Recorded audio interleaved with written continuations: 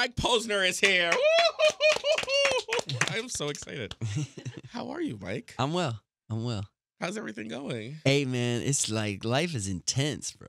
Intense? Yeah. Why would you use that word to describe life? At least on this little chapter I'm in, this little paragraph of a chapter that I'm in, it's just like I'm having a lot of like very beautiful experience. Like I just was in Nepal, Nice. leading a trek. I led with my staff, like 16 people through the Himalaya to Everest Base Camp and back. And I got back and I was working with Black Bear in the studio, which is really deep. And then I went to this really fun conference this week. So all that to say, like very, very the good experiences, the highs have been very high, and then I've had some lows too. I got sick and I was super depressed. So it was like a real up and down. But that's me, bro. That's me. Have you always been like an outdoorsy person? No. In fact, my mom always jokes because my big sister was sort of like more like that when we were young. She was the type, if there was a puddle, she'd jump in it, and I was the type, if there was a puddle, I'd walk around it. But I think all that to say, we're a lot more malleable than we think. You know, and part of what drew me to the outdoors was I knew it would be uncomfortable for me. You know, I've been like a professional recording artist for 10 years before that. People carrying my bags for me, you know, like I'm working in LA, I got nice houses, nice car, all this stuff. And so that's why I felt like I needed to go. You know, how about you go out there and you don't shower for a week? How about you go out there and you walk 24 miles a day until your feet, you can't even stand on them, but you're going to walk another 20. Like how, you know, who are you then? You know, and you realize you're bigger than your surroundings. I realized like I was living in a little, I call it the sandbox, you know, of success. Yeah, I was a songwriter, an artist, and very successful, but I was just sort of playing very safe and doing the things I already knew I was good at. Right. You know, and so real true growth for me only happens when I venture into the capital U unknown, you know. So do you feel like you did that to almost become one with yourself?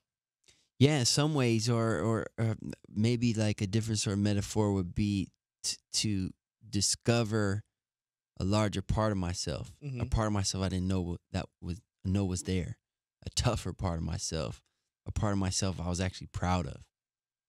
So even like with the songwriting, being a professional recording artist, not to say that you weren't necessarily proud of yourself, but was that the case? There's just this feeling. Of course, I'm proud of all that stuff, you know, and especially I'm more than like the success and the number of platinum plaques on the wall. I'm proud of the actual music. You know, I made music that has touched many, many people. So of course I'm proud of that. But it's like I'm not done. You're not done. You know, in life we're always growing. There's always more to learn, to expand into. So I just had this feeling that started off like a little whisper inside me, but then became like a scream that I had to listen to, which was there's more. There's more to you, and there's more to your life than, you know, just popping around West Hollywood and writing catchy tunes. Right. And I don't. That's what I'm doing right now. I'm writing catchy tunes. So I don't mean to say there's anything wrong with doing that. It's something I like to do, making music, and I still do it. But I just had this knowing that I was called to do something else, something more, and I had to listen to it. Well, you know what's interesting? We as creatures aren't one-dimensional, so that makes a lot of sense. Yeah. Like you have to go out there and just find out more. You know what I'm saying? Yeah, Just absolutely.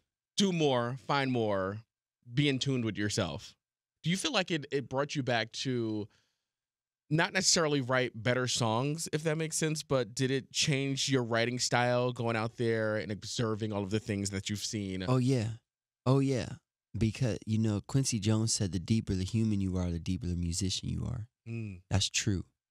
You know, I remember listening to Bob Marley Redemption song when I was in my early 20s and going, I know all the words, like all the words that make up the lyrics are in my vocabulary, I can finger all the chords that he plays on the guitar in this song, and I can hit all the notes. They're all in my register. So why haven't I written a song this beautiful? Well, it's because I didn't become the man that can write that song.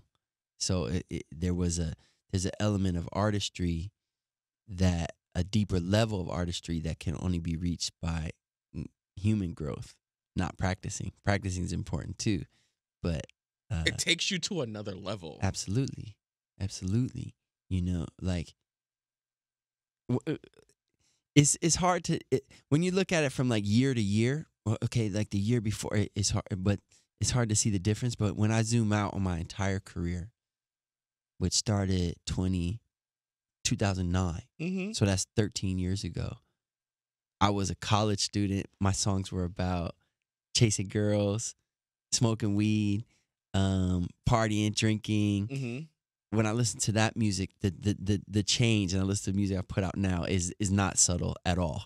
Like there's been some very serious growth, and I'm proud of that. You know, and so absolutely, your question was, you know, did some of these adventures change my music? And the answer is yes. Sometimes in very direct ways, and sometimes in subtle, deeper ways. You know, like while I'm walking across America, when I hear the birds in Missouri, the birds in New Jersey, I'm taking my phone out, getting recordings while I quiet my mind. And when I come back, make an album, it's like I put those sounds layered in. I turn them down very quietly, but they're in there. So there's just, you know, the sounds of Mount Everest, the wind, I'm going to layer into my next album. So there's just so much so much depth and layers. It goes so much deeper than just writing a pop song at this point. It's wild. It's interesting because I was going to ask you, were you on the walk and were you just like at one and seeing things around you, thinking to yourself, how can I put this in a song? Or, you know, how can I think about this? Or how can I write about this? No, I wasn't. But it was more like I was listening to a song. You're 6 months in.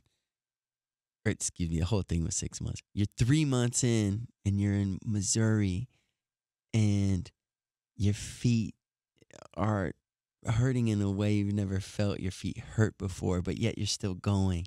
And so there's this, you're feeling pain every day, but every day you keep going, that takes up less and less of your awareness. So really like you're resting in this deeper part of yourself that's like below the pain. And then you hear the birds on the side of the Katy Trail and wow. And so it's like, rather than thinking, how can I put this into a song? It's like you're listening to God's song out there. And so then you might take the phone out and just record those birds because you want to listen to the song again later. And then, yeah, okay, maybe I can sample God's song and I don't have to pay royalties, but I can sample it and put that into my music. Right. Later. But at the time, my intention was just to get swept up and sort of forget being productive for a while and just let nature do what it wants to with me. So when you first had this idea, right, was there any doubts in your mind, or were you 100% gung-ho with the idea, like walking across America? All filled with doubts and fear. And, you know, it's easy to look at me and think, oh, like something is different about him. You know, the one people say the most is like, oh, it must be nice once you have a lot of money, you can walk across America. It's like, you know, I know probably 10 people, we all end up meeting each other. I know probably 10 people that walked across America or ran across America now, and like none of them have money. Right. Walking across America doesn't cost anything. It's free. You just go. Right. And it's like you end up eating a lot of BS food anyway. It's like I spend way more on food when I'm going to like the farmers markets and Air One and whatever. Like when I'm walking, eating at Walmart and, you know, whatever. So all that to say, it's easy to look at me and say, it must be nice or something's different about him. Whether it's because I have money from music.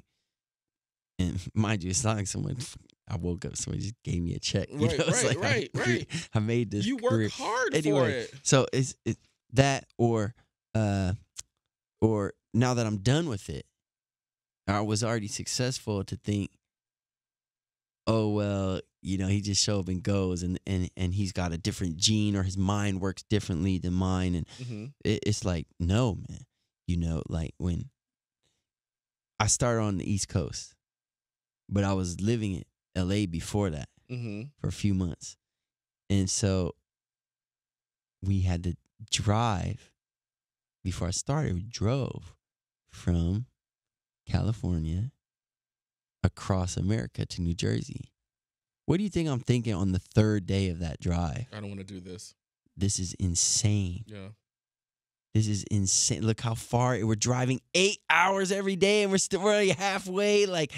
And the day before, I'm filled up with fear because I don't, I told all my fans I'm gonna go. I told my family, and I don't know if I can make it.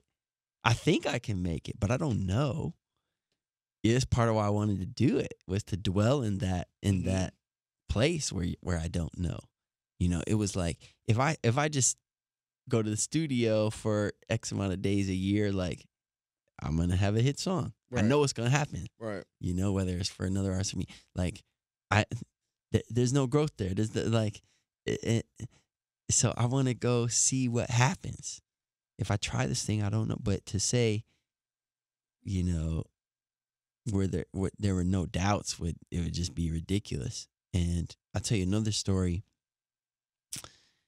I got to Missouri, and I walked in Missouri. It was a heat wave, so kind of weather where the weatherman goes on TV and says, "Don't go outside today." Yeah, check on the elderly and the small children. Yeah. Well, I'm gonna walk 24 miles in that, for wheat. And another thing about Missouri was, there was a flood. The Missouri River flooded, and so, now let's put this in perspective too. Like, it's people whose homes got messed up and this kind of thing. So it's small beans. Like, let's put in perspective my walk. But in the context of my journey, I was supposed to turn right on the street. I turned right. There's no road there. There's a lake, and I had to walk. There's days I had to walk the wrong direction. You imagine how that feel, like when you're so tired, it's so hot, and knowing I'm not even going towards my goal today. I'm going backwards. I'm going north instead of west. Right. It is horrible. And I thought, just make it to Kansas, because the states become big markers. I thought, just make it to Kansas. I already walked across Pennsylvania, West Virginia, Ohio, Indiana, Illinois, not one Missouri. I said, just make it to Kansas. Okay, make the goal smaller. And so that became my mantra, like, just make it to Kansas, make it to Kansas. I finally made it to Kansas. And I could feel it now. So I filled up with all this happiness, joy. I made it across Missouri. Maybe that's going to be the hardest part. It was the hardest part. It wasn't? But at the time, it was the hardest part so far. And so I got it to Kansas, and I thought, great, I did it. And I went to sleep that night. And the next day, all the rest of the walk was still in front of me, and Kansas was there. And I put my foot in front of the other, and I walk, and there was just nothing left. There was nothing left, and I had told myself, just make the Kansas so many times that my spirit thought I was done. Yeah. And David Goggins had this concept called false finish line. So what I did was I made a false finish line for myself. And I thought I was done. And the next day, you know how sometimes your mind kind of wanders? You notice, I'm thinking about this other thing. So my mind would wander, and I would look. And when I noticed my mind was wandering, I'd look, and my feet weren't moving. Uh-oh. And I started to go, usually to walk 8 miles take me 2.5 hours, take me about 3-4 hours. Wow. Like, there's nothing left. I can't. Can I ask, was there ever a point when you were on this trip, right, and you just broke down and cried? I'm getting to that. So my mind starts to creep in because I'm not moving. And like the level of fatigue is not one we experience there every day. Mm-hmm. So it's not like going to work and getting tired. It's something different. And I started to realize, like, I'm not going to make it. Mm-hmm. You're not even halfway, and look how bad you feel. How you going to, you think you're going to feel better as you keep going? This feeling is going to get more intense. And so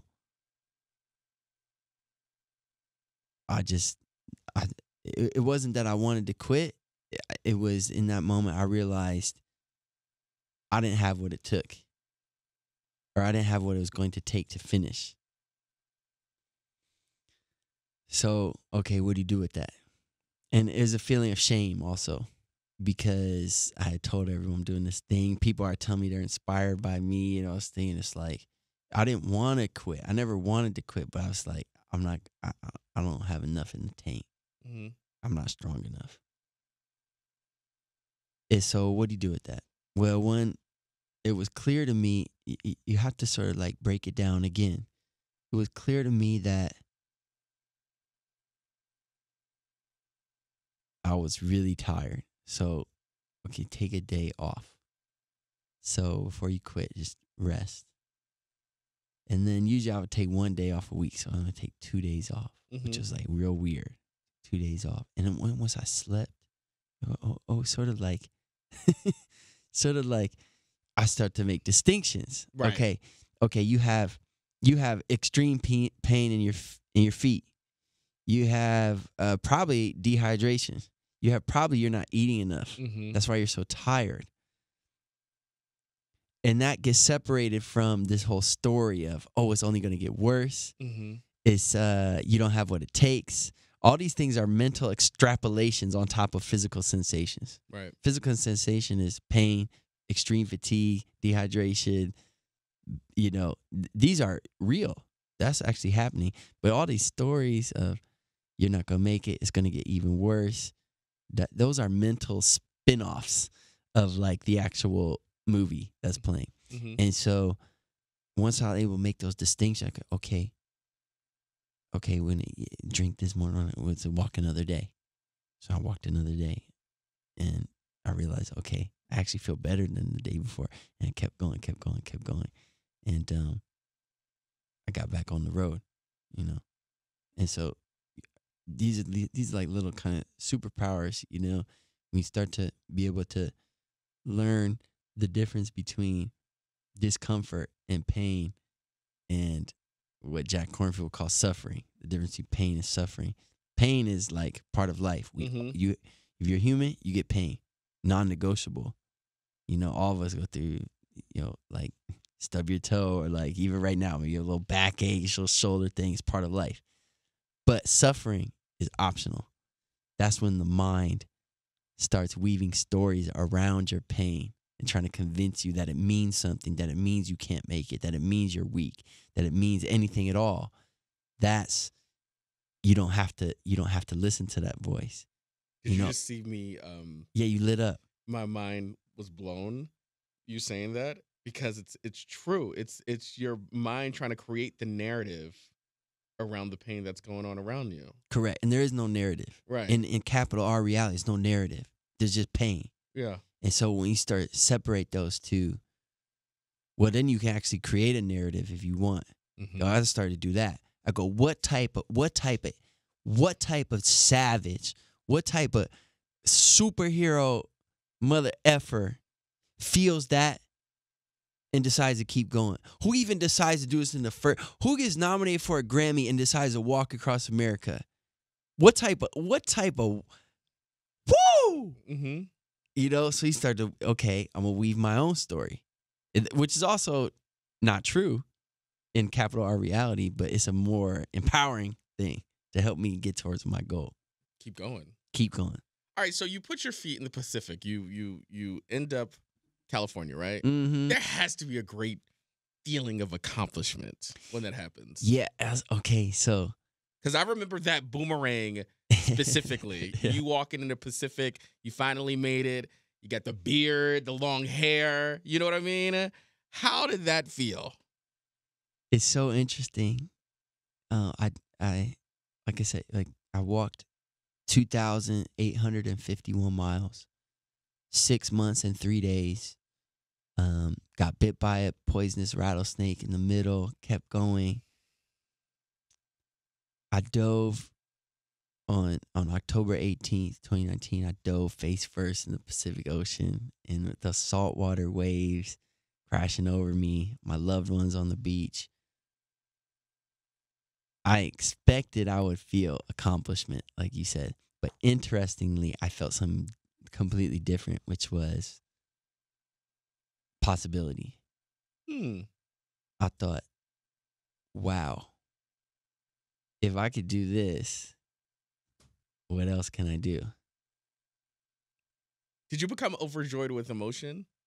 Yeah, absolutely. You know, like when I hugged my buddy Chad right before I jumped in the water, I was weeping, you know? And there's people there. That day I was silent, you know, because everyone wants to ask you how you're feeling, and it's like, I don't even know yet. I don't want the responsibility of having to articulate and put into words a feeling that I still am feeling right now. Because perhaps the speaking about it is going to change it. And I just want to feel it first. So that day, I didn't speak any words until the water. I walked across LA 20 miles. I actually started outside of LA. You know, this is another thing about the walk. You realize how small cities are. I walk across it in one day.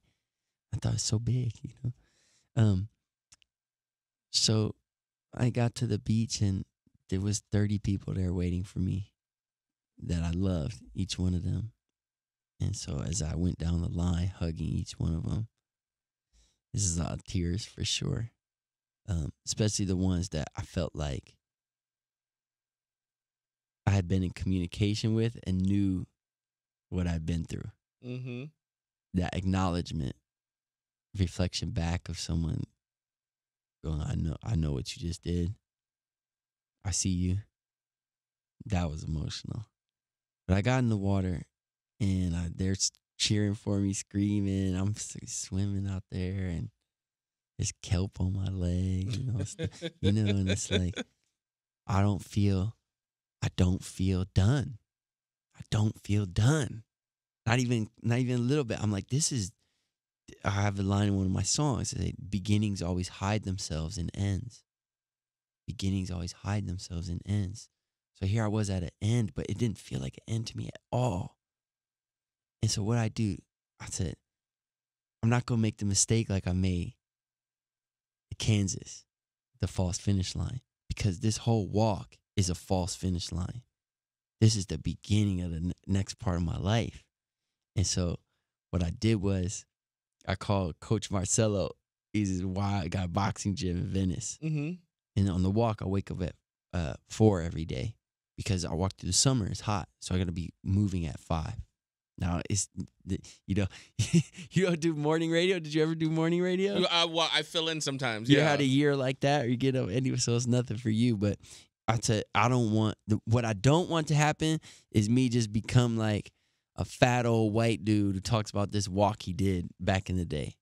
So I said, Coach Marcel, I need you to meet me at 4:30 a.m. tomorrow.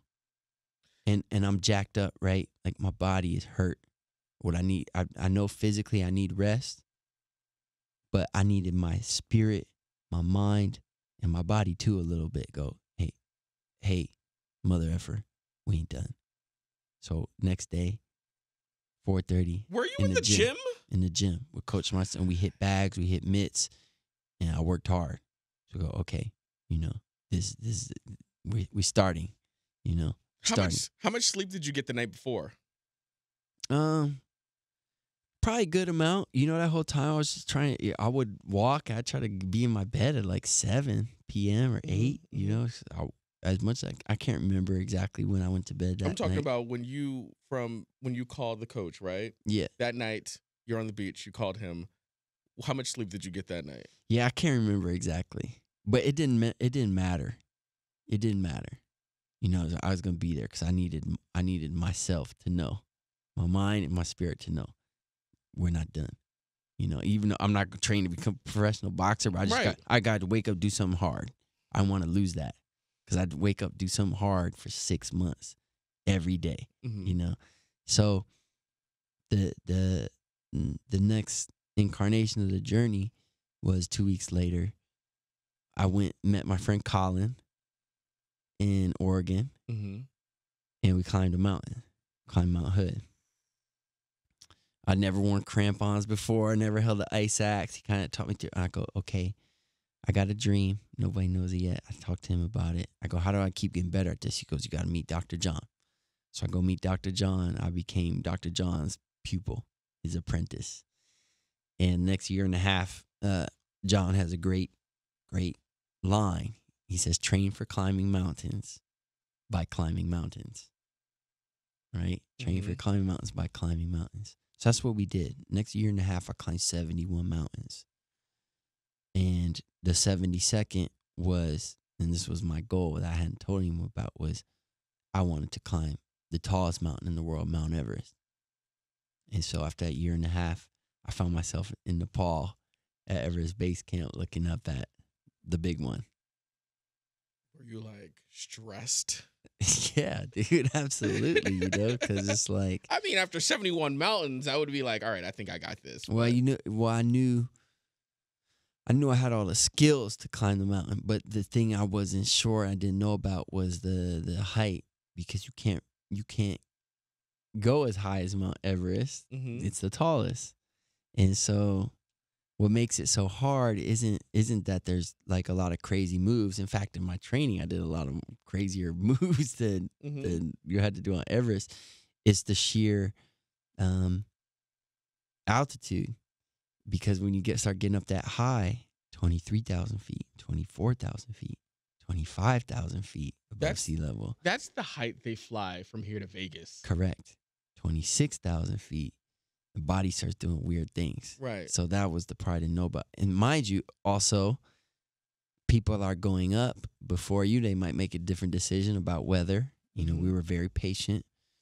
So our expedition was 2 months long. Usually it's 6 weeks. Other people make different decisions. They go up. Sometimes they summit and come down, and you feel a lot of jealousy because it's hard. Even at base camp, it's hard. You're exhausted. Like, it's not good for the human body to be there.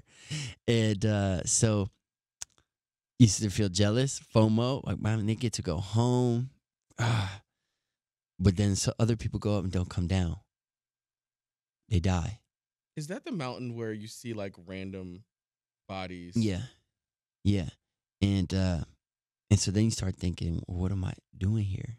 And that's where you really have to have your whys in order, And some of my whys were hollow. Some of my why, I had this some of my whys that got me through the walk didn't get me to the top of Mount Everest. They didn't make it. I had to leave those whys behind. Like, okay, this guy, your buddy, I won't say his name, but I had a buddy go up. He was way more experienced than me. He climbed Everest 10 times. I think it was his 11th one. He came down, all 10 fingers frostbite. I don't know if he ended up losing them or what, but so you start thinking, well, he's better than me. What am I doing? And so my why on the walk, I want to become somebody I'm proud of, a version of myself that's like a better, greater version of myself. That's all well and dandy. That's a good thing, but it's not a good thing to die for. You die seeing how great you are. That sounds pretty like actually selfish, pretty egotistical, like very narcissistic. Yeah. So at its very extreme, that why fell apart for me.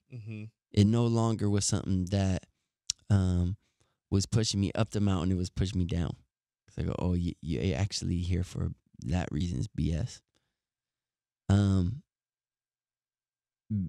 I was always honest before my walk and before Everest that 10 to 20% of the reason was I wanted to be the guy that did it.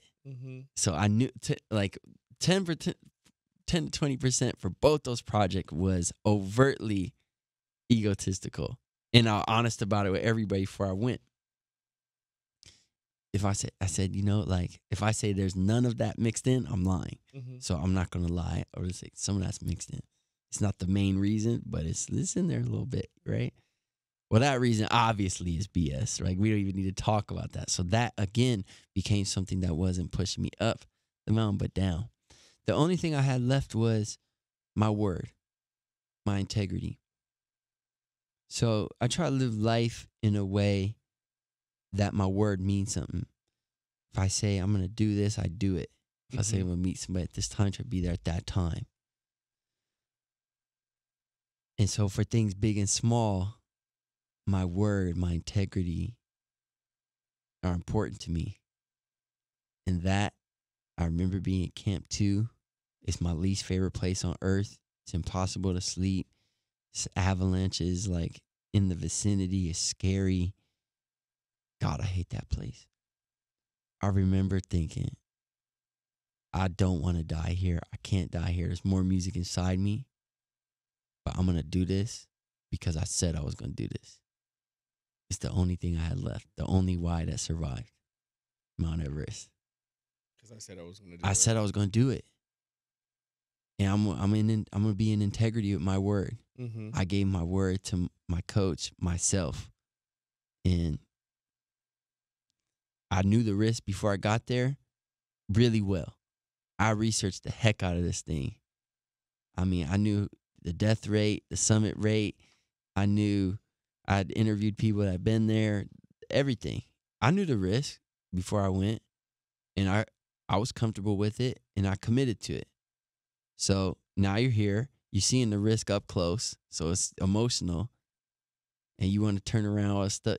No, you say you're going to do it, and we're gonna do it. Did you walk away unscathed? Yeah, pretty much. I had on my summit day. Oh, it's a whole other story, but my toes were cold. Mm-hmm. And I'd felt that feeling before in the training, but my training was at like 14,000 feet. Now I'm at 28,000 feet. So it's hard to trust the feelings in your body because you just don't know. And so I'm thinking, I'm pretty sure this is what's called frost nip. Mm-hmm. Frost nip is like mild frostbite, but you recover from it fully. Frostbite is serious. You can lose your toes. You can lose, and I didn't know which one it was, but it feels like frost nip because I've had that before. Go back to my training, train for my climb mountains by climbing mountains, but I wasn't sure because I'm higher than I've ever been. So maybe frostbite feels different up here than it does down. I don't know, but I'm pretty sure I have frost nip. So I went. I made the summit. My toes were cold, man. I'm stomping my feet out. They say, stomp your feet, get the blood going, And I went down. We made it down safely. If people forget, the summit is halfway. So we made the summit. We're crying, and it's beautiful. But you're halfway. You have to come down. Summit is not success. That was never success for me and John. Success was summiting and coming back down safely. And so we made it back down safely. It was frost nip, but my toes were tingly for about a month after. A month? Yeah. And each day they get a little kind of bit better. I could always feel them, which was good. But when you like... No nerve damage or anything like that. Yeah, if you sit on your hand or something like that, it kind of falls asleep a little bit. It was like that. You know what trips me out? The fact that I think you said 28,000 feet, right? And that is the summit's 29. 35, yeah. 29, 35, that is the height of a plane flying from east to west. Yeah. Like, when you think about that, because you'll be in a plane and you're looking down and you see, that alone trips me out, looking out of a plane window and seeing, and you have I don't want to say no safety net or anything like that, but it's like you're up that high. So high. So high. I always say, like, we were there for sunrise. This is one of the most beautiful moments of my life. I bet. Seeing the sun rise from the top of the world, 4:35 a.m. And people don't realize, or just they don't think about, mountains have shadows. Mm-hmm. Like anything. and you can't really see them except that on sunrise you see them. Mm-hmm. And so I was just standing on the summit, seeing this giant pyramidal shadow, hundreds of miles long. It was one of the most beautiful things I've ever seen. So tell me about I'm Not Dead Yet. Yeah, I'm not. Clearly, you're right goodness. here. We're hanging out. Thank goodness. Man, this is a song I wrote earlier this year, and the song deals with the link between sadness and beauty. So, if you think about it, there's a little bit of beauty in all sadness, and conversely, there's a little bit of sadness in all beauty. Even like the flavors of beauty that are very joyous, there's a little background feeling of, that this isn't going to last forever. So that's what the song is about. This link, actually like, kind of an embracing of sadness, for the beauty inside it. That's interesting. I didn't realize how there is a link between sadness and beauty. Yeah. Have you ever been really sad and there's something juicy and sweet about it? Something we actually like, because we're, at least for me, I spend so much time like kind of, I don't know, maybe because I'm just like a dude. Like I often feel divorced from my emotions, and sometimes I'm a robot. Like, yeah, like when you're actually in a deep sadness or crying, which for me isn't often, like there's something I love about that. I'd much rather feel that than numb. It's just showing you having the emotion, that you're able to feel that way. I am still human. Yes. Yes. So what's next? Wow. Right now, I'm working on an album, and conversely, like I just got back in the studio with my partner Black Bear. We have a group project called Mansions. Nice. So we're just at the beginning of that, and that's really what I'm focused on. Albums can be like walks too. I bet. Yeah, if you really like go on this journey, and actually sometimes it's a little harder. The walk, you actually know exactly where you're going. In the album, you don't know where it's gonna land, and so I'm sort of on that path, of amalgamizing. I'm not sure if that's a word, but I like it. Amalgamizing, collecting these events that we've talked about today and synthesizing some kind of art with them and sharing that with the world. So yeah, I'm putting a couple of songs out and stuff, but the body of work I hope will really bring together. We talked at the beginning of this conversation. Has it changed your art? So my goal is to make an album whose beauty approaches that of how beautiful those experiences were for me. And that I'm making out of those experiences, right? We talk about sampling God's song, Right. So that's it. That's what and it's hard, man. And sometimes I have to employ the same lessons from the walk, like making an album or even promoting an album. It's like, okay, there's moments where it's looked like this is just gonna suck, or like this, like I'm wasting my time, or it's not gonna turn out. I'm not gonna make it to the end. Just like that Kansas moment, and you have to do the same thing. Okay, today you didn't write a good song. That doesn't mean that, So it's the same principles. Apply, even though it's not a physical thing. It was a pleasure. I Likewise. always enjoyed chatting with you. Yeah. Thank you so much. Thank you.